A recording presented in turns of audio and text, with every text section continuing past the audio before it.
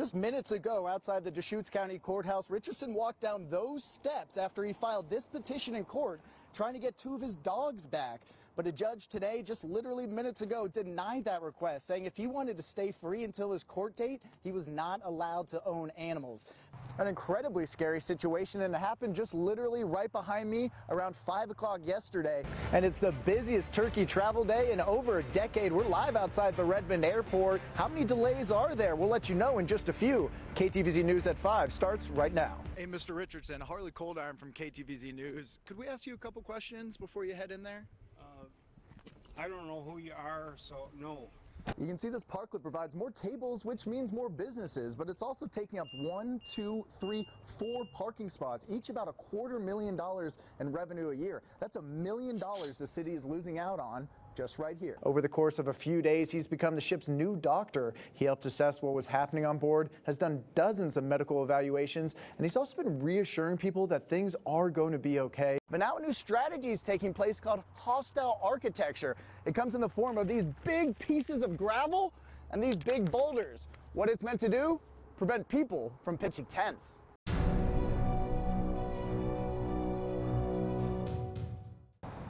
It's moving day for Dave and Dawn. For 7 years, the couple has been sleeping on Central Oregon streets. Dawn's lost an eye and Dave struggles with addiction. I caught up with the couple during the closure of their encampment on Colorado Avenue in Bend. What do you think they're trying to do here? They're trying to just make sure that there's no place for us to go. They know there needs to be rules, but they don't agree with hostile architecture and constant camp sweeps. So every time that you sweep, you basically put everything in here? Is that it? Yeah. 2 cars, sometimes it's a couple loads. I've already done 1 load today. Eric Garrity with the Bend Equity Project volunteers his time to connect Central Oregonians to services. Sweeps are expensive. They result in more hospitalizations. They result in more overdose deaths. Dehumanizing to compare it to like whack-a-mole, but the reality is that is what our policymakers are doing. ODOT says they spent $40,000 last year cleaning up camps in Central Oregon. That's actually way down from a few years ago where they spent $440,000 just in Bend. But it is absolutely a waste of taxpayer money, and for the life of me, I can't figure out why we're still doing this approach. However, nearby businesses we spoke to off camera say the strategies are working for them. They're seeing less camps and less issues in their neighborhood. But are those people being housed, or are they just harder to see? They're trying to push everybody to the outskirts of the city. There's so many of us that are homeless. If you go out to Dirt World right now, there's probably 1,000 people out there. Dirt World is set to fully close by the end of the year. One partial solution advocates and those on the street mentioned manage camps. One of those is coming to Redmond that would temporarily house 36 people. A good start to a giant problem. For the Problem Solvers, Harley Coldiron, KTVZ News.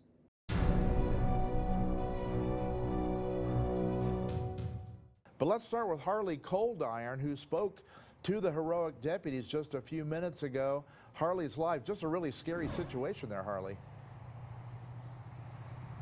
An incredibly scary situation, and it happened just literally right behind me around 5 o'clock yesterday. Video obtained tonight by KTVZ News shows the heart-stopping moment sheriff deputies rescue 2 teen girls trapped beneath a frozen pond. The pair were with a group of teenagers who were hanging out around 5 p.m. Wednesday at the youth pond when they decided to walk on it. The thin ice quickly cracked and they plunged into the freezing water. Their friends frantically called for help. Slow and steady. The kids were at this point screaming for help, saying they were cold. Deputies C.J. Linden and Charles Hatcher arrived within minutes, pounding the 2-inch thick ice, trying to break through. Though trained in water rescue, the deputies were in their typical uniforms, making the rescue much harder. Yeah, it was a lot deeper than we anticipated. We didn't know how thick the ice was. We don't know how cold the water is. Slow and steady. Teams swam into the water with a bodyboard on a rope. You can see them pulling in the 2 teen girls to safety. Deputy Linden serves as a school resource officer and recognized the 2 girls he helped save. Okay, let's go to the ambulance. Hey, I'm with you, I'm with you. Talk to me real quick. Come in. Come on. You know me coming in to the schools, okay? He went to the hospital later to check in on the pair, who said they were very thankful and appeared to have learned a lesson. Deputy Hatcher says moments like this are why he's proud to serve his tight-knit town. This department's a family and this community's our family. Reporting from Jefferson County, Harley Coldiron, KTVZ News.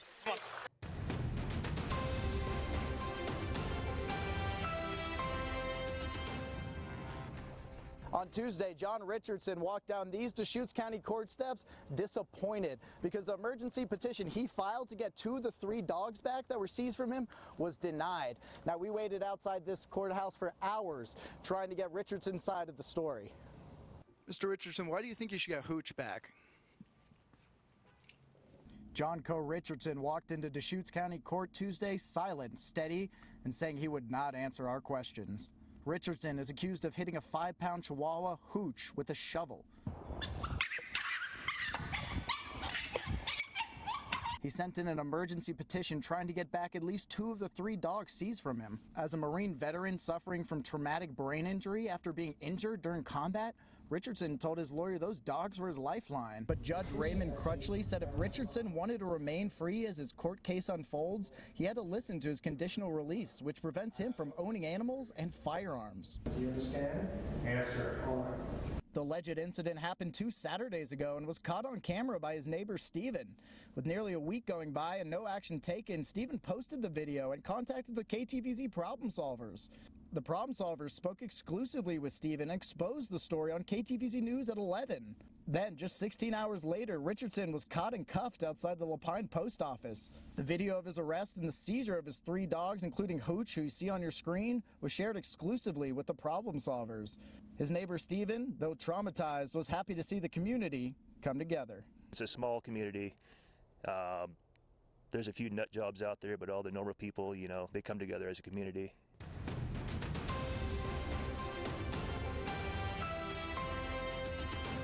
It's a growingly familiar sight at Think Wild. An animal having to be treated for lead poisoning. Executive Director Sally Compton walked me through its impacts. But as it permeates through their system, gets to their brain, gets to their internal organs, that's when they start to really feel those symptoms. Of the 85 animals brought to Think Wild for lead poisoning, 3 of them have been bald eagles, America's official bird.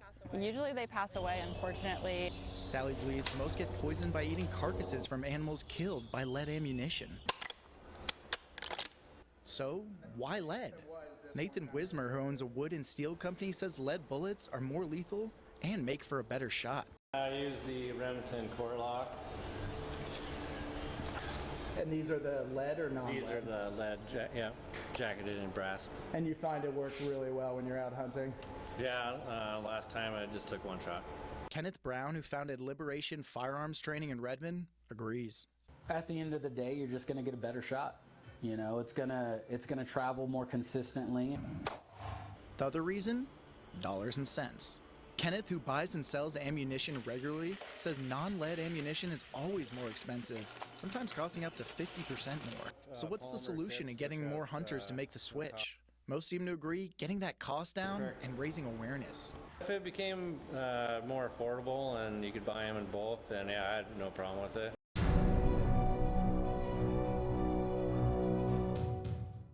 It was a scene straight out of a movie. Hundreds of prisoners watched carefully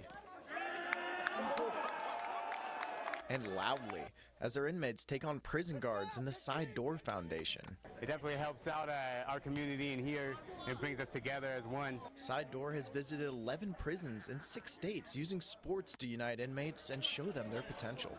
Yeah, something like this I've never been a part of. I've been locked up for 7 years now, so I've never really seen people come together like this, so it's pretty special. The foundation owner, Brett Hollins, knows the struggle to stay on the straight and narrow. All it takes is one decision, I was a really good Marine, and, I was raised right. He went from being a military man and star college athlete to spending 4 years behind bars in Oregon. While serving his sentence in state prison, Brett discovered that his path after would lead him right back to these inmates. Seeing the amount of people in here that do need help, I can't put this behind me, and I got to keep showing up, because me just showing up here, gives them some sense of hope that they can, go out and live a productive life after this. He goes from state to state, prison to prison, putting games together. How's the game going so far? Man, we struggling, man. These double rims. And he can hoop too.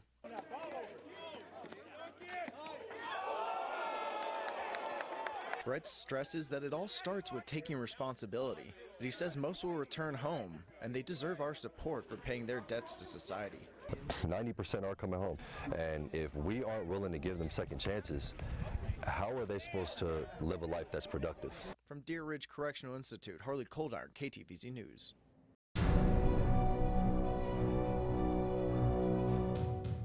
In the early 2000s, the city of Prineville was at an inflection point. Businesses wanted to move in, but water was running out. Then came a discovery of a giant buried canyon that could store millions of gallons of water. The system they built to store it starts right here with these 17 giant pumps. Because of water rights, the pump pulls the water from beneath the river. It's then moved to this treatment facility where the water is then filtered. After that, the water is pushed uphill to this injection center near Prineville's airport. The system then shoots the water down into the ground into an aquifer, the size of it, a whopping 800 million gallons. It's pretty amazing to be this little community of 12, 13,000 people that has the kind of infrastructure and capacity that we do. Funded mostly by Meta and Apple, the system is sparking questions to the problem solvers about their water use and cost. The problem solvers discovered that of the 3 data centers in town, they only use about 10% of the water used in Prineville. That's not a lot of water compared to when we had 5 lumber mills here that were watering their log decks all summer long. And as far as what they're paying? The data centers pay the same water rates as our residential customers, and they pay the same SDC fees that any other industrial developer would pay. Neither Apple or Meta gets any break on the fees assessed for water usage, despite them paying for nearly the entire system. They've been an awesome partner with projects and things we've done, and they contribute to a lot of the local community. Lifelong resident Mayor Beebe does say it's tough for the tech giant to fit in, but he thinks the benefits outweigh the negatives. I don't care if Mark Zuckerberg's liberal. What he does in his own personal time, that's on him. The way he runs a business is outstanding, and it's provided a lot of jobs. The mayor says careers have been made from the opportunities provided by the centers. With as much as 800 million gallons of water on hand, the tech partnership could bring more data centers, but also new life for manufacturing and timber for Oregon's cowboy capital. We're never going to be what it was in the 70s and 80s and 90s, but to put people back to work out there and clean up the forest, I would love to see that.